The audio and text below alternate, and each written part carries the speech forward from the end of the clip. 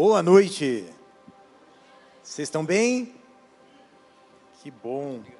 Que a graça e a paz do nosso Senhor Jesus esteja sobre a tua vida.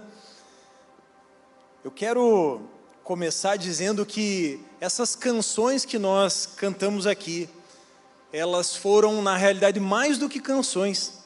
Elas foram orações. E especialmente quando cantamos que nós queremos abrir o nosso coração, aquela canção, ela vem ao encontro daquilo que eu creio que Deus quer ministrar ao nosso coração hoje. Por isso que você verdadeiramente abra o teu coração para aquilo que Deus tem para falar com você, e mais do que isso, creia que ao final dessa palavra você será convocado por Deus a tomar uma decisão de dar um passo na direção de Deus. E toda vez que damos um passo na direção de Deus, precisamos estar com o nosso coração completamente abertos, completamente desarmados, porque Deus, por certo, tem algo extraordinário para fazer em nós, em primeiro lugar, e através de nós, em nome de Jesus. É isso que vai acontecer, é isso que Deus fará no nosso coração hoje. Você recebe essa palavra? Amém. Então tá bom. Eu vou pedir para você abrir aí a sua Bíblia, lá no Evangelho de Lucas, no capítulo 1, e o tema dessa mensagem é o voto de Nazireu. O voto de Nazireu. Eu conversava, pastor Daniel, com uma pessoa esses dias e eu falei para ela assim: você conhece o voto de Nazireu? Ele falou: olha, eu não conheço esse personagem da Bíblia. Aí eu falei para ele: não, mas Nazireu não é uma pessoa. Nazireu ou nazireado era um voto que uma pessoa fazia diante de Deus. Então é sobre isso que nós vamos falar sobre o voto de Nazireu. E dentre os homens e mulheres da Bíblia que aparecem, eu quero destacar a vida de João Batista, porque ele é alguém cheio do Espírito Santo, desde o ventre da sua mãe, é alguém que é consagrado desde o ventre para cumprir um propósito muito específico. E quando falamos em Nazireu, nós falamos na realidade, essa palavra Nazireu, ela significa alguém consagrado, alguém separado. Ela também pode representar uma videira que não é podada. E a gente já vai entender um pouquinho por que também tem essa representação. Eu quero ler com você aquilo que está escrito ali no Evangelho de Lucas, no capítulo 1. Eu quero ler os versículos 13 até o 17. Diz assim a palavra do Senhor: o anjo, porém, lhe disse, aqui dizendo a Zacarias, o pai de João Batista. Então o anjo, porém, lhe disse: não tenha medo, Zacarias, porque a sua oração foi ouvida. Isabel, sua esposa, dará luz a um filho, a quem você dará o nome de João. Você ficará alegre e feliz, e muitos ficarão contentes com o nascimento dele, pois ele será grande diante do Senhor. Não beberá vinho, nem bebida forte, e será cheio do Espírito Santo, já desde o ventre materno. Ele converterá muitos dos filhos de Israel ao Senhor, o seu Deus, e irá adiante do Senhor no espírito e poder de Elias, para converter o coração dos pais aos filhos, converter os desobedientes à prudência dos justos, e habilitar para o Senhor um povo preparado. Eu quero também, no mesmo capítulo 1, ler com você, ali a partir do versículo 57. Lucas capítulo 1, versículo 57. O texto continua dizendo assim: quando chegou o tempo de Isabel, a mãe de João Batista, dar à luz, ela teve um filho. Os vizinhos e parentes ouviram que o Senhor tinha usado de grande misericórdia para com Isabel, e se alegraram com ela. Aconteceu que no 8º dia foram circuncidar o menino, e queriam dar-lhe o nome de seu pai, Zacarias. Mas a mãe do menino disse: de modo nenhum, ele será chamado João. E disseram-lhe: mas você não tem nenhum parente com esse nome. Fizeram sinais, perguntando ao pai do menino que nome queria que lhe dessem. Então, pedindo uma tabuinha, ele escreveu: o nome dele é João. E todos se admiraram. Imediatamente a boca de Zacarias se abriu e a língua se soltou. Então começou a falar, louvando a Deus. Todos os vizinhos deles ficaram possuídos de temor, e essas coisas foram divulgadas por toda a região montanhosa da Judéia. Todos os que ouviram guardavam-nas no coração, dizendo: o que virá a ser este menino? E a mão do Senhor estava com ele. Essa história é a história de João Batista, um menino, primo de Jesus, filho de Zacarias e Isabel, e alguém que foi chamado desde o ventre materno para cumprir esse voto de nazireu ou de nazireado. Nós temos na Bíblia ainda outros nazireus tão conhecidos quanto João Batista.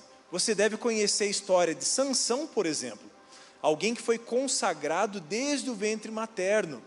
Também você certamente conhece a história de Samuel, o profeta Samuel, o juiz Samuel, o sacerdote Samuel.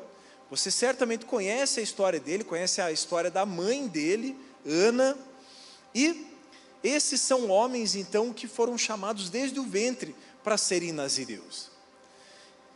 Eu quero, antes de começar a falar especificamente a respeito daquilo que Deus espera de mim e de você, a partir desse voto de nazireu, eu quero falar um pouquinho a respeito desse voto que foi instituído por Deus. A Bíblia, lá no livro de Números, no capítulo 6, quando Moisés está estabelecendo as leis para o povo, ali em Números, no capítulo 6, Deus, através de Moisés, estabelece o voto de nazireu. E aqui eu queria abrir um parênteses para que você entendesse algo.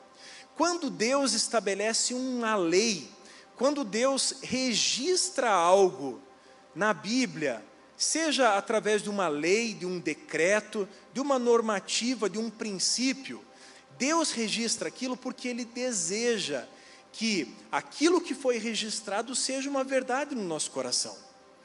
Então, quando nós lemos a respeito do nazireado, por exemplo, não é só uma lei que Deus estabeleceu para que fique registrado. É muito mais do que isso. Todas as vezes que Deus registra algo na Bíblia, é porque Ele deseja que aquela verdade registrada através de letras esteja primeiro registrado no meu e no teu coração. E quando a gente fala a respeito do nazireado, é exatamente isso. Deus, quando olha para mim e para você, e a Bíblia diz que os olhos de Deus contemplam toda a terra, e a Bíblia diz ainda que os olhos de Deus passeiam sobre toda a terra, buscando aquele cujo coração é totalmente dele. E creia nisso, hoje, nessa noite, os olhos de Deus passeiam sobre toda a terra e eles estão procurando o teu coração. Eles estão procurando Deus está procurando um coração disposto, disponível a tomar esse voto de nazireu como uma verdade no teu coração. É isso que Deus espera de mim e de você. E quando ministramos uma palavra como essa, nós entendemos que há uma responsabilidade da nossa parte em cumprir esse voto de nazireu, mas não como um voto estabelecido por lei, mas como algo que Deus deseja, algo como uma resposta que damos para Deus diante daquilo que Ele já fez por nós. E vamos entender um pouquinho mais a respeito desse voto do nazireu? Lá no livro de Números, no capítulo 6, do versículo 1 até o 21, Deus então vai estabelecer algumas regras para esse nazireado. Esse nazireado, ou esse voto de nazireu, ele era algo que poderia ser escolhido por qualquer pessoa, seja ele homem, mulher, seja ele alguém que pertencia à tribo de Levi, seja alguém que desempenhava um papel importante ou não. O voto de Nazireu era algo que Deus disponibilizou para que aquele que voluntariamente, grave isso no teu coração, o voto de Nazireu era algo voluntário. Ninguém era obrigado a cumprir aquele voto. Era algo que Deus disponibilizou. E sabe o que eu aprendo com isso? Nós podemos fazer as coisas para Deus de uma maneira muito dinâmica, muito corriqueira. Nós podemos fazer coisas boas para Deus. Nós podemos participar de uma célula, dizimar, vir ao culto, cantar. Podemos ter os nossos momentos de comunhão. E tudo isso é muito bom. Mas quando eu olho para a Bíblia, eu vejo que Deus sempre espera algo a mais de nós. Deus, Ele sempre tem uma expectativa a mais. Por isso, quando lemos aqui o voto de Nazireu, quando lemos a respeito disso, isso, por exemplo, não envolvia a salvação de ninguém. E olhando para as nossas vidas hoje, se você escolher viver numa consagração total para Deus, isso não vai interferir diretamente na tua salvação. A Bíblia diz que a salvação, ela é dada pela graça mediante a fé. Ou seja, eu sou salvo pela fé. É um presente que Deus me dá. E eu recebo essa salvação no meu coração e eu passo a desenvolver então uma vida com Deus. Mas quando eu olho para esse texto, quando eu olho para essas pessoas que eu falei, especialmente João Batista, eu aprendo que Deus tem uma expectativa a mais. Deus sempre quer algo a mais de nós. E isso fala muito a respeito da resposta que vamos dar para Deus. Saiba de algo, Deus tem expectativa com relação à tua vida. Deus sempre espera algo a mais de mim e de você. E aqui, quando lemos em Números, Deus estabelece então essa lei a respeito do nazireado. E Ele estabelece aqui 3 princípios. Ele vai dizer, eu não vou ler o texto todo para nós ganharmos tempo, mas o texto vai dizer que aquele que se comprometesse a ter um voto de Nazireu, ele deveria se privar de 3 coisas. A primeira delas, ele não deveria beber vinho. Ele deveria se abster de beber vinho. E de qualquer outro contato com a uva. Então ele não poderia se alimentar da uva, ele não poderia beber vinho. Esse era o primeiro princípio estabelecido. Ele também não deveria raspar a sua cabeça. Ele, no tempo em que estivesse cumprindo esse voto, ele não poderia raspar a cabeça. E, por fim, ele também não poderia tocar em cadáver. Então esses eram os 3 princípios estabelecidos por um nazireu. O tempo que um nazireu deveria ter de voto, ele era de no mínimo 30 dias. A Bíblia vai nos ensinar que aquele que escolhesse cumprir um voto de nazireu, ele deveria ficar pelo menos 30 dias. E não tinha um prazo máximo. Ele poderia ficar 30 dias, 60 dias, ou ele poderia cumprir um nazireado vitalício, como foi o caso, por exemplo, de João Batista. A gente, quando lê a história de João Batista, a gente vê que ele tomou aquele voto que tinha sido dado pelo pai e pela mãe, na realidade dado por Deus, né, porque é o anjo que aparece e dá as instruções para Zacarias. Porém, esse nazireado era vitalício então. Porém, a lei dizia que eram de 30 dias. E aqui reforça aquilo que eu falei. Você poderia, ao assumir um voto de nazireu, ficar apenas 30 dias, 60 dias, porém, tinha alguém que olhava para Deus, entendia quem era Deus, entendia aquilo que Deus havia feito, e se comprometia por completo, e dizia, eu quero viver numa consagração plena, numa consagração total. E esse é o primeiro chamado, a primeira convocação, o primeiro convite de Deus nessa noite para mim e para você. Um chamado a vivermos numa consagração total. Um chamado para vivermos num nível mais profundo. Você deseja isso? Não seja persuadido pelo meu convite. Você deseja isso? A Bíblia, quando fala a respeito do voto de Nazireu, ele fala sobre renúncia, ele fala sobre abstinência, ele fala sobre rejeitar os deleites do mundo, entendendo que havia algo mais nobre, havia algo melhor. Sabe, nas nossas vidas, o cristão, nós não fomos criados apenas para ficar escapando do pecado. A gente não foi criado só para não pecar. Porque na cabeça de alguém que não é cheio do Espírito Santo, talvez a pessoa pense assim, não, mas ser crente significa ficar desviando do pecado, ficar fugindo, se esquivando. Será que é só isso, pastor Daniel? Não é só isso. Aliás, esse é só o começo. Paulinho, esse é só o começo. É só o começo. Uma vida plena, uma vida de consagração total para Deus, é muito mais do que não pecar. Significa muito mais do que simplesmente fugir do pecado.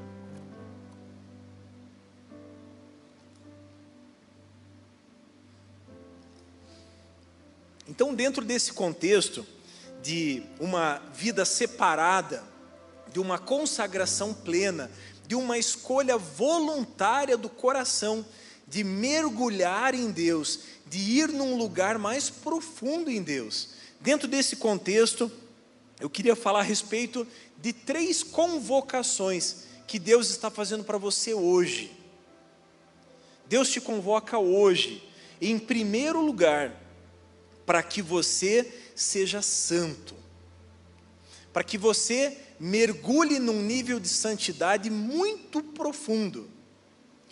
Na realidade, uma consagração total, uma santidade total.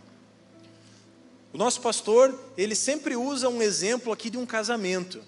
Você que vai casar, Paulinho vai casar dia 8 de outubro, foi o dia do meu casamento, 8 de outubro. Ele vai casar, e lá na hora do casamento dele, na hora dos votos, é óbvio que isso não vai acontecer com a Rebeca, mas nem ele nem ninguém aceitaria uma pessoa que dissesse que seria 99,9% fiel. Você aceitaria? Aceitaria, pastor Daniel? Jaqueline, no altar, eu me comprometo a ser 99,9% fiel. Não. Da mesma forma, Deus, quando olha para mim e para você, o que Ele quer é um comprometimento total do nosso coração. E o voto de Nazireu, o nazireado, fala sobre isso. Fala sobre uma dedicação plena, uma dedicação completa.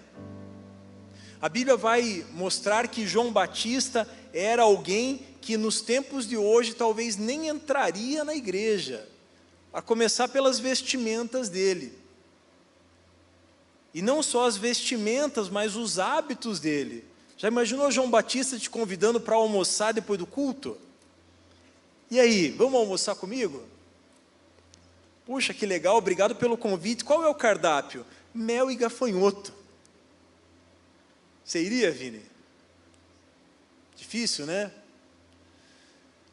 Eu estou usando essa referência bíblica para dizer que uma consagração total a Deus, ela vai exigir renúncia, e muitas vezes seremos enxergados pelos que estão de fora como alguém radical, como alguém fanático, como alguém obstinado. Mas sinceramente, isso pouco importa diante daquele para o qual nós fizemos um voto, que é Deus. Deus, quando olha para mim e para você, Ele espera de nós essa obstinação, esse fanatismo, essa busca plena por Ele. Essa busca por Ele em detrimento dos prazeres do mundo. É isso que Deus espera de mim e de você. E a figura aqui de alguém que come gafanhoto e mel silvestre, ela se refere justamente a isso, a sermos radicais, a sermos extremos, a sermos profundos na busca por Deus, ainda que isso nos custe uma abstinência dos prazeres do mundo, ainda que isso nos custe irmos para o deserto para buscarmos a Deus, que era isso que João Batista fazia. Mas sabe o que me chama a atenção aqui também? É que, se por um lado a gente imagina que alguém com esse perfil iria espantar aquelas pessoas ao redor, a gente vê na história de João Batista algo totalmente contrário. Aquele radicalismo, aquele fanatismo, ele não espantava as pessoas. Pelo contrário, ele atraía as pessoas. Por quê? Porque as pessoas olhavam para aquele homem cheio de Deus e falavam, deve ter algo diferente naquele cara. Alguém que não era convidativo pelas suas vestimentas, alguém que era muito bruto no seu discurso, porque ele olhava para os fariseus e para os saduceus e falava assim, ô raça de víbora, vocês vieram se arrastando até aqui? Como que vocês chegaram aqui? O discurso dele era muito forte, mas ele tinha um foco. O coração dele era totalmente inclinado para Deus. A busca dele era por Deus em primeiro lugar. E é interessante que quando, voltando lá no estabelecimento da lei do nazireado, nós poderíamos pensar que alguém com essas características poderia receber um comando de Deus para se isolar. Mas o texto vai dizer que era justamente o contrário. Essas pessoas eram chamadas para estar no meio da sociedade. E tem um texto muito bonito no Sermão do Monte, em que Jesus, lá no capítulo 5, ele vai dizer assim, Mateus capítulo 5, versículo 16, ele vai dizer assim, assim brilhe também a luz de vocês diante dos outros, para que vejam as boas obras que vocês fazem e glorifiquem o Pai de vocês que está no céu. Essa palavra precisa entrar no meu e no teu coração. Apesar de uma consagração, apesar de nos abstermos das coisas do mundo, ao mesmo tempo que nos abstemos das coisas do mundo, Jesus pede que eu e você possamos brilhar a luz dele que há em nós, para que dessa forma pessoas sejam atraídas para ele através das nossas vidas. Exatamente o que acontecia com João Batista. Sabe, muitas vezes a gente fica com medo de falar do Evangelho, a gente às vezes fica com medo de termos a nossa reputação manchada por conta de sermos cristãos. Muitas vezes somos amedrontados, e vamos ser bem sinceros, a sociedade que vivemos hoje é uma sociedade que rejeita o Evangelho. Quando olhamos para o sistema do mundo, nós olhamos para um sistema que é totalmente anti-evangelho. Porém, nós, quando buscamos a Deus, somos fortalecidos, somos renovados, somos revigorados, justamente para resplandecer a luz do Senhor onde nós estivermos. Sabe, se por um lado aqui, o voto do nazireu dizia que ele deveria se abster de vinho, de uva, ele deveria não cortar o cabelo e não deveria tocar em morto, quando nós olhamos para o Novo Testamento, há um novo significado para tudo isso. E quem dá esse significado é o apóstolo Paulo. Eu quero ler com você aquilo que está escrito em Romanos, no capítulo 12. Olha o que a Bíblia vai falar a respeito disso. Abra aí a sua Bíblia, Romanos 12. Nós vamos ler os versículos 1 e 2.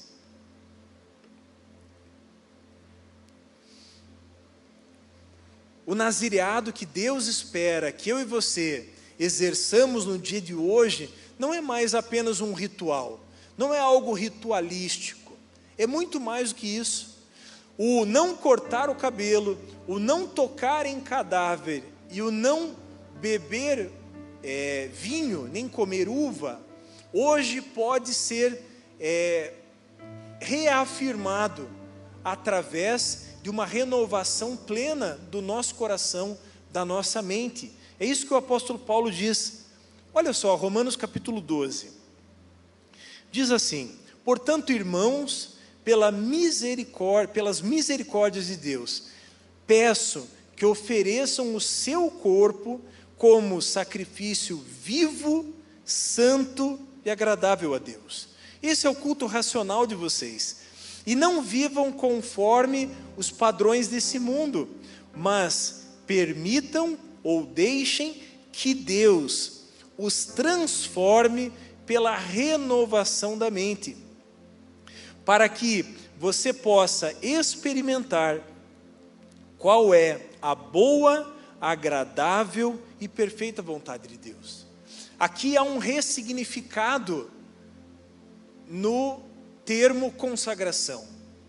Aqui a consagração deixa de ser simplesmente cumprir coisas boas para Deus, e não que isso não tenha valor, mas aqui o que Deus está fazendo é olhando primeiro para o meu e para o teu coração. Então, quando chegamos a um culto como esse, e erguemos as nossas mãos, cantamos, na realidade, por trás de toda essa liturgia, que é muito boa e necessária, Deus está, na realidade, interessado no meu e no teu coração. Deus está olhando para o culto que o nosso coração está oferecendo para Ele. A disposição do meu e do teu coração fala muito a respeito do quanto desejamos agradar a Deus. E como eu disse anteriormente, hoje os olhos de Deus passeiam sobre esse lugar e eles olham o meu e o teu coração.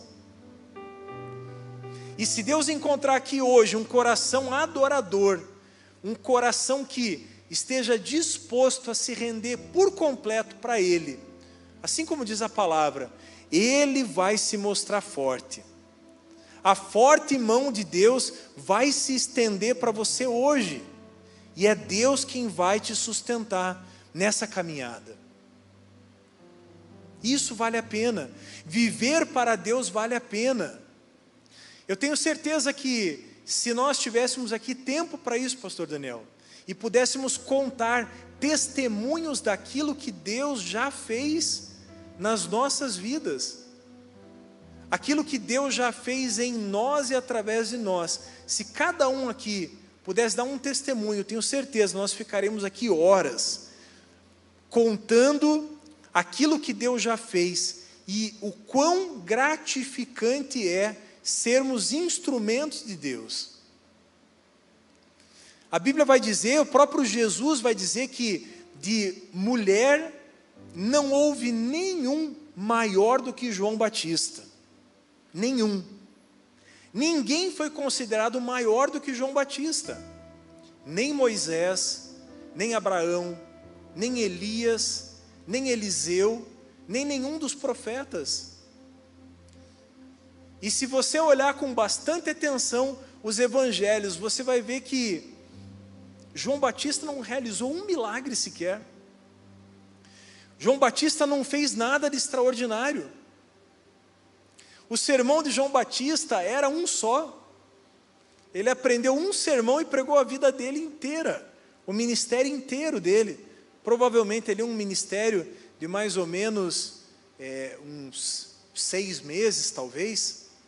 A Bíblia não fala exatamente isso, mas a Bíblia diz que ele veio preparar o caminho de Jesus. Um sermão de um tópico só, uma única mensagem: arrependam-se, pois é chegado o reino de Deus. Uma mensagem só. Alguém rude, alguém que não era agradável aos olhos humanos, alguém que não fez nada de extraordinário. Porém, Deus, ao olhar para o coração de João Batista, reconhece que ele era o maior homem nascido de mulher. Isso fala muito a respeito do meu e do teu coração diante de Deus. Isso fala muito a respeito da expectativa que Deus tem a nosso respeito. Deus tem expectativa na tua vida. Deus, Ele te capacitou. Deus, Ele te deu dons e talentos com uma expectativa. Deus espera algo de mim e de você. Essa é a verdade. E nós sempre podemos dar um passo a mais na direção de Deus. Eu gosto muito de algumas ilustrações que a Bíblia fala a respeito da expectativa de Deus para com os seus filhos. A Bíblia vai trazer em diversos textos a ideia de que quando eu dou um passo na direção de Deus, Deus dá um passo na minha direção. Em diversos textos a Bíblia vai falar, olha, se você me buscar de todo o coração, eu vou me deixar ser achado por você. Ou seja, há uma expectativa no coração de Deus para com as nossas vidas. Então, em primeiro lugar, Deus nos convoca para sermos santos. Em segundo lugar, Deus nos convoca para sermos resposta dele nesse tempo. Quando Deus convoca aqueles homens para serem nazireus, Ele não convoca simplesmente para ter alguém com o coração inclinado para Ele. Inclui isso também, mas é muito mais do que isso. É muito mais do que isso. Quando Deus chama alguém para se consagrar por completo a Ele, há uma expectativa, não apenas de uma piedade pessoal, mas há uma expectativa de que esse que se consagrou seja uma voz profética. Foi assim com Sansão, foi assim com Samuel, foi assim com João Batista. Havia uma necessidade na terra, e Deus olha para a terra e levanta alguém para ser essa voz profética. E Deus hoje olha para mim e para você, e Ele tem essa mesma expectativa, que você seja uma voz profética nesse tempo, no lugar onde você está, dentro da tua casa, dentro da sala de aula, dentro do teu local de trabalho, dentro do ônibus, na rua, na farmácia, na panificadora, onde você estiver, Deus espera que você seja essa voz profética. Deus tem essa expectativa. Foi assim com João Batista. O anjo fala para o pai dele, esse homem virá preparar o caminho. Esse homem virá preparar o caminho. E sabe, isso fala muito sobre o que Deus espera de nós nesse tempo. A volta de Jesus está às portas. Eu não sei quanto tempo vai levar, eu espero que eu esteja vivo, pastor Daniel. E eu creio que essa é a expectativa também de você, de não passar pela morte, mas de ao ouvir o som da trombeta, subir para se encontrar com Jesus nos ares. Isso seria extraordinário. Seria maravilhoso. A Bíblia diz que haverá uma comitiva no céu, ao redor de todo mundo. Você já imaginou você nessa comitiva? Você já imaginou você se encontrando com Jesus nos ares? Tudo isso é muito bom, mas até que esse dia chegue, eu tenho uma incumbência, você tem uma incumbência. E a questão é, o que você vai fazer com essa incumbência que está sendo entregue para você hoje, agora? Você está recebendo essa incumbência hoje, ó. Caiu aí no teu colo, ó, você tem uma missão. É tua essa missão. Essa missão é individual. Essa missão é individual. João Batista foi levantado para preparar o caminho. Eu e você fomos levantados hoje para também prepararmos o caminho. Mas não é simplesmente preparar o caminho para a volta de Jesus. É fazer com que aqueles que estão ao nosso redor venham também nesse mesmo caminho que nós estamos preparando. Porque preparar o caminho é muito mais do que anunciar uma palavra. Preparar o caminho é buscar aqueles que estão fora do caminho.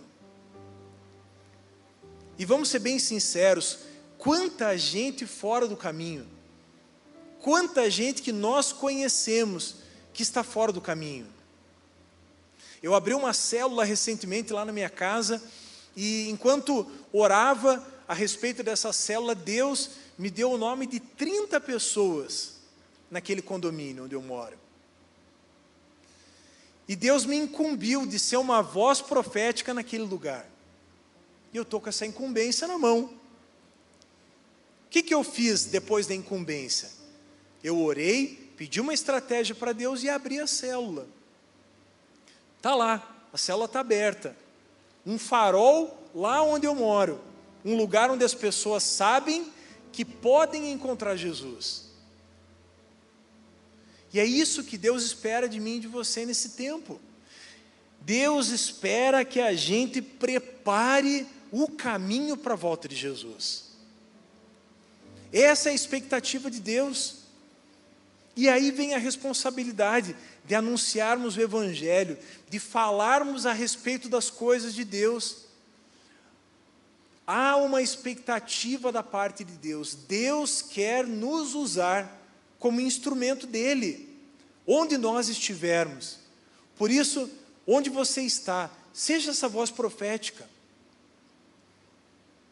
O Henrique começou aqui com um texto maravilhoso que fala justamente a respeito disso. É impressionante, pastor Daniel, a maneira como Deus prepara o culto, os louvores, a oração inicial, tudo vem com um foco e com um propósito muito específico. Eu tenho certeza que você, por muitas vezes, já teve a sua voz profética calada, seja por medo, por constrangimento, por repreensão. Mas o profeta Jeremias vai dizer, todas as vezes que ele quis se calar, um fogo queimava dentro dele e não deixava que ele se calasse. Esse fogo está aí dentro. Se essa voz está sendo calada por algum motivo, lembre-se, há um fogo aí dentro que não permite que você se cale. Meu irmão, minha irmã, quando nós se convertemos, quando colocamos a mão no arado ou a mão na espada, essa espada ela nunca mais se descola da nossa mão. Você pode até tentar se desviar, mas o crente até quando pensa em pecar, nem pecar ele consegue, porque vem uma voz do Espírito Santo e fala, ei, teu lugar não é aí onde você está, ei, isso não é para você, ei, eu não te salvei para isso. É o Espírito Santo te lembrando e te fazendo voltar, corrigindo a tua rota toda vez. Não se cale. Não se cale, há uma missão para mim e para você, há um fogo queimando aí dentro, te convocando para ser um proclamador do Evangelho, para ser um proclamador das boas novas. Por isso, Jesus disse que a luz de vocês brilhe, para que aqueles que estiverem ao seu redor vejam e glorifiquem o Pai. Essa é a expectativa de Deus para mim e para você.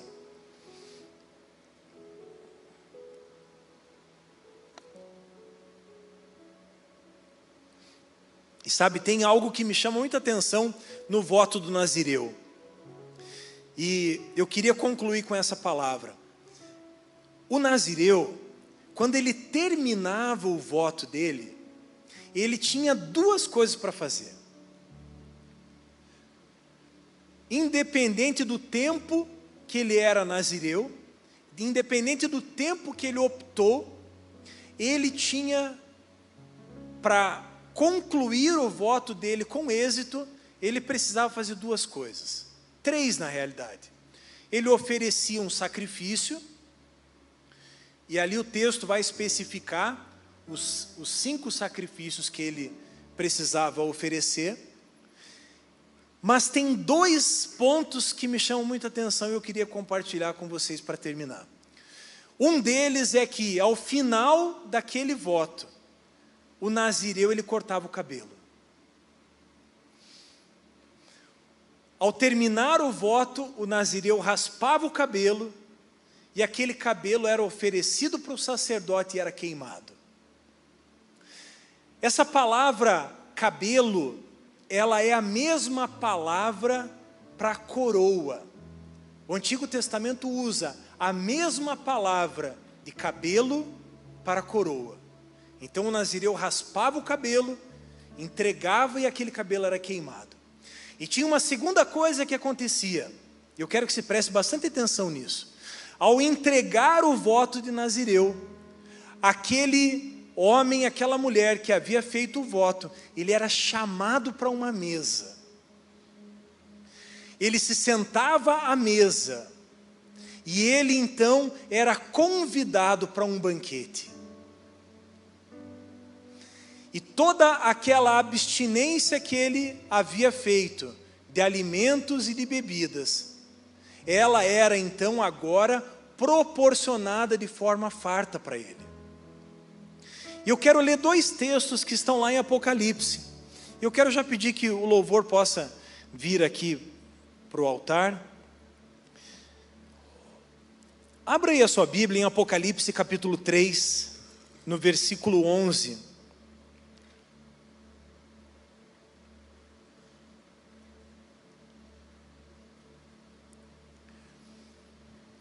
Quando lemos o texto que diz que o nazireu, ele entregava o cabelo dele, e aqui nós já falamos, era a coroa dele, era a coroa do voto dele.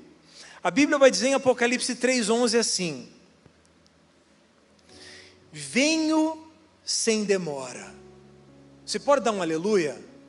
É Jesus falando, venho sem demora. Conserve o que você tem, para que ninguém tome a sua coroa. Há uma coroa dada a mim e a você. E quando nós olhamos para essa palavra coroa lá no Antigo Testamento, era a mesma coroa que o sacerdote Arão usava. E nessa coroa estava escrito assim: santidade ao Senhor. A santidade que você decide viver hoje, ela é muito mais do que um modo de vida, ela é muito mais do que um estilo de vida. A santidade que você decide viver hoje é a coroa que você vai entregar ao Senhor. A Bíblia vai dizer assim que sem santidade ninguém verá o Senhor. Sabe, meu irmão, minha irmã, naquele dia, no dia em que estivermos diante do nosso Senhor Jesus, e que olharmos para Ele, para os olhos como tochas de fogo, nós vamos precisar entregar algo a Ele. Ninguém se achega diante do Rei com as mãos vazias. Todos nós precisamos entregar algo. E eu te pergunto, o que é que você vai entregar? Há uma coroa para ser entregue ao Rei. E essa coroa, na realidade, assim como diz o apóstolo Paulo, é a tua própria vida. É a santidade que você exerceu aqui nesse tempo, que produziu uma coroa de glória, que vai ser entregue nas mãos do Senhor Jesus. E a Bíblia diz que a coroa que entregarmos a Ele, será trocada por uma coroa eterna, que é a nossa salvação, que é a nossa vida eterna. E mais do que isso, eu quero que você avance um pouquinho no livro de Apocalipse, no capítulo 19, no versículo 9. Eu peço que você já se coloque em pé.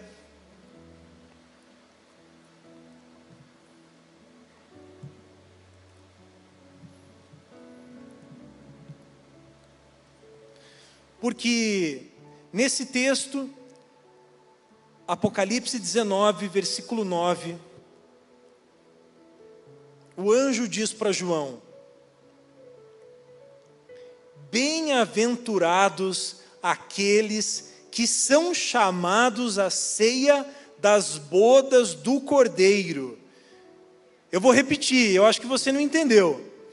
Bem-aventurados aqueles que são chamados a ceia das bodas do Cordeiro. Bem-aventurados aqueles que são chamados à ceia das bodas do Cordeiro. Há uma mesa preparada para mim e para você. A santidade ao Senhor, a coroa que entregamos a Ele, vem em seguida de um convite. Ei, servo bom e fiel, entra no descanso do teu Senhor. Servo bom e fiel, se achegue à mesa comigo.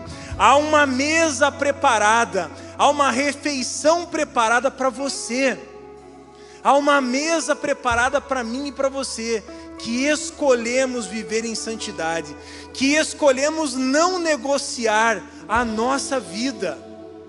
Nós vamos cantar mais uma vez aquela música que diz: eu abro o meu coração. Porque o convite de Jesus para mim e para você é esse: abra o seu coração, se renda por completo. Há uma coroa eterna para mim e para você. Há uma mesa preparada para nos assentarmos com o Rei dos Reis, com o Senhor dos Senhores. As bodas do Cordeiro já foram preparadas desde antes da fundação do mundo. E há um lugar reservado na mesa para aquele que escolhe se entregar de todo o coração. Há um convite da parte de Deus para mim e para você. Enquanto somos ministrados pelo louvor, o meu convite, na realidade o convite de Deus, é que você saia do seu lugar e venha se entregar aqui por completo. Altar é lugar de rendição. Altar é lugar de consagração. Altar é lugar de renúncia. Vamos louvar ao Senhor. Eu quero orar com você, porque a Bíblia vai nos dizer que nós, por força própria, nós não somos capazes de apresentar uma vida santa, uma vida de piedade diante de Deus. Nós, por força própria, não temos a capacidade de vencer o sistema mundano. Nós precisamos de Deus, nós precisamos de um toque do Espírito Santo, nós precisamos ser cheios, transbordantes da presença dEle. Eu quero orar com você nessa noite, orando para que o Espírito Santo possa te revestir. Eu quero orar para que o Espírito Santo possa transbordar da presença dEle. Talvez você esteja sendo intimidado lá no lugar onde você talvez more, no lugar onde você trabalha, no lugar onde você estuda, e tem te faltado ousadia, intrepidez. Eu creio que nessa noite o Espírito Santo está te revestindo de poder, e você vai sair daqui transformado, cheio, transbordante. Eu quero fazer mais um convite para você que ficou aí no seu lugar.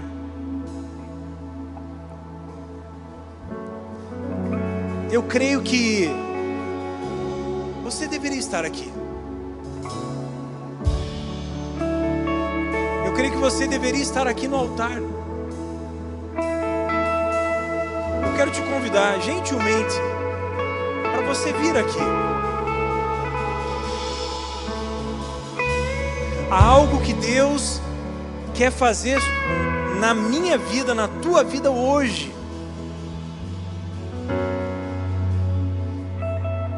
Existem circunstâncias que Deus marca, dias específicos para fazer coisas específicas.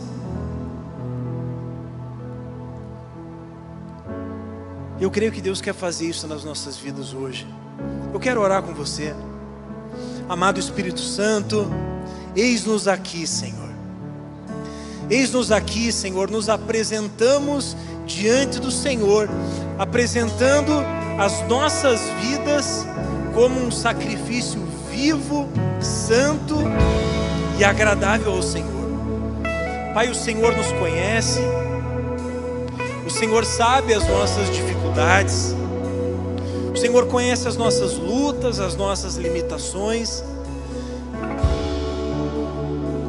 Eu te peço, Pai, derrama do Teu Espírito sobre nós, transborda do Teu Espírito sobre nós, nos dando bom ânimo, nos dando alegria, nos dando disposição. Toca os nossos lábios com o Teu fogo, Senhor. Toca as nossas mãos com o Teu fogo. Desperta dons, Senhor. Desperta dons da ousadia, da intrepidez.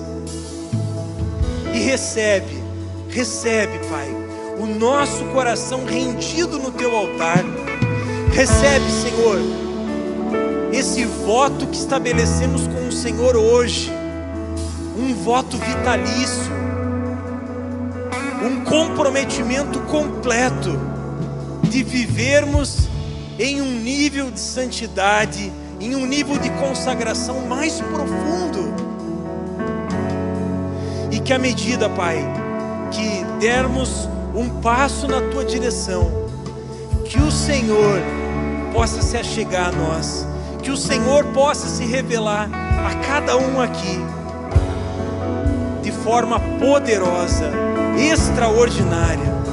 Senhor, eu abençoo cada um dos meus irmãos e irmãs aqui. Eu te peço, Pai, em nome de Jesus, que o Senhor nos revista de ousadia e de poder, e que possamos, assim como diz a Tua palavra, que possamos brilhar onde estivermos e apontar em todo tempo para o Senhor. Pai, eu abençoo cada um dos meus irmãos e irmãs aqui. Eu declaro, Senhor, essa palavra de vida sobre o coração de cada um deles, em nome de Jesus. Amém. Amém. Fique de pé mais uma vez, vamos orar entregando esse tempo ao Senhor. Encerraremos o nosso culto mais uma vez em adoração e alegria. Jesus, muito obrigado por esse tempo. A gente agradece ao Senhor por causa da Tua presença aqui em nosso meio, porque o Senhor é um Deus que fala, e o Senhor tem nos movido a um tempo de maior profundidade, de amor e consagração ao Senhor. Que cada decisão, Deus, que tudo aquilo que queimou em nossos corações, nós mesmos possamos alimentar durante a nossa semana. Que cheguemos aqui no próximo sábado já preparados, santos, conectados, porque o Senhor tem algo para continuar fazendo em nosso meio. Nós oramos e Te agradecemos, e que o amor de Deus, o nosso Pai, que a graça salvadora de Jesus Cristo e que a comunhão do Teu Espírito seja sobre todos nós nesse lugar, em nome de Jesus. Amém. Vamos adorar ao Senhor.